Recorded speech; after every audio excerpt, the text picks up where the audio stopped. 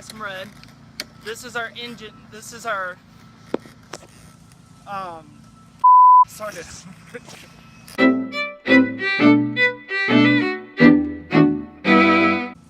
Okay, today we have here a push mower. This is a Troy built.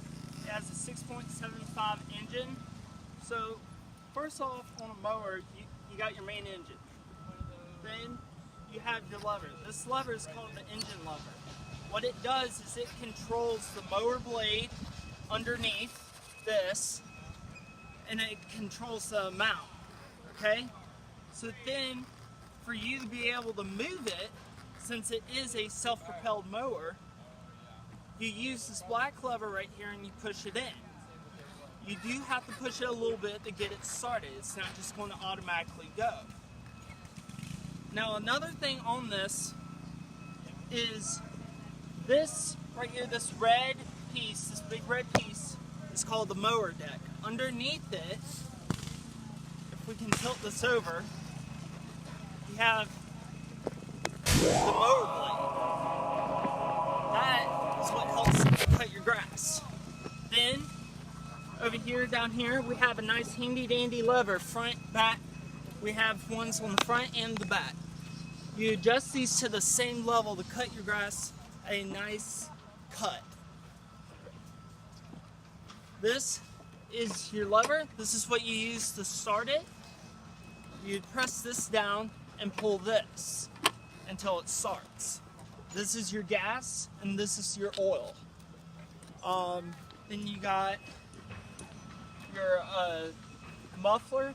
You got your spark plug right there. That's what allows the electrical current. And you got your choke in here. You can't really see a whole lot. And then you got all your other main mechanical components. But the big thing is that this is your engager. You hold this and this, you pull it to get it started.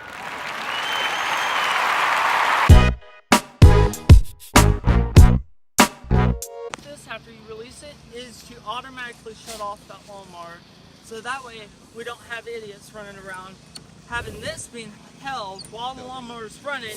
You come over here, you pick up this, next thing you know, that thing might start coming and you might have half your hand left. So be smart.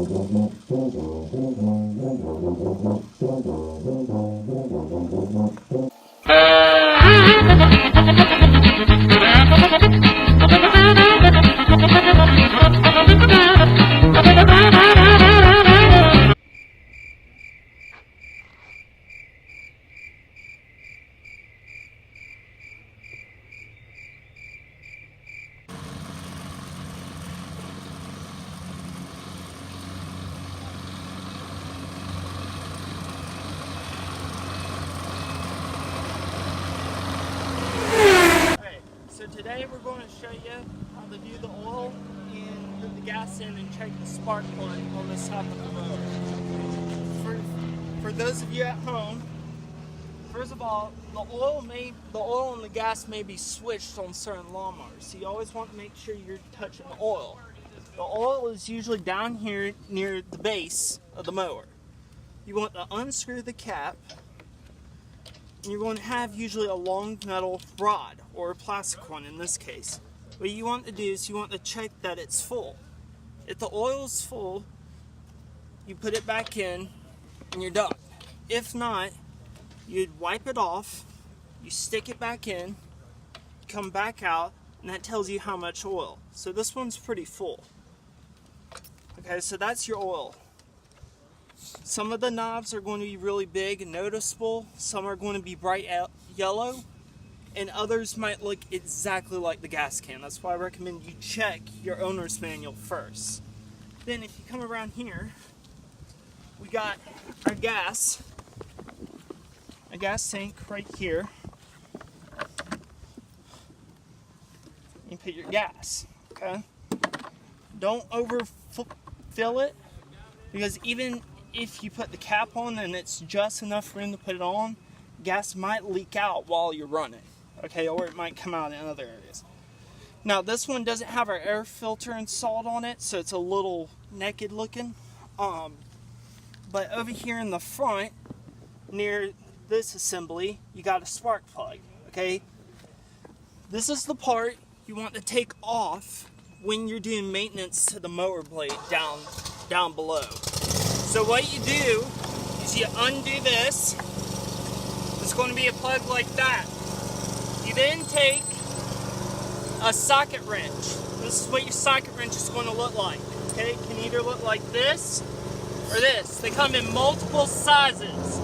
What you want to do next is you want to have someone holding it usually.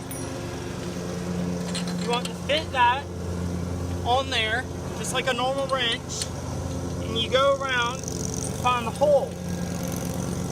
And you start twisting it. It's going to be a little stiff on the first run just because it's supposed to be pretty tight in there.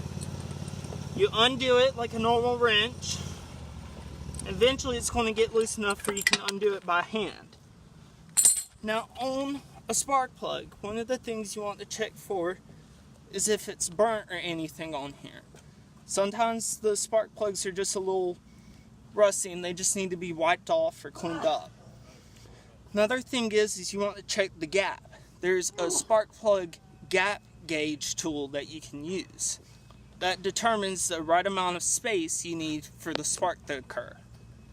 Then once you figure out if you need to replace one, you usually just replace them. They're easy to get at a hardware store, probably $2-3. You install it back in there. It's supposed to go nice and easy.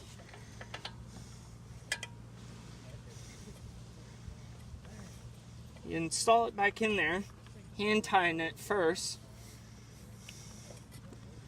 and then you take your socket wrench again, put it back on there,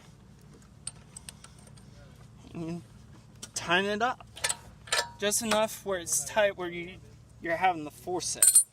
And you put that little guy back on there, kind of hit it, you should be able to go.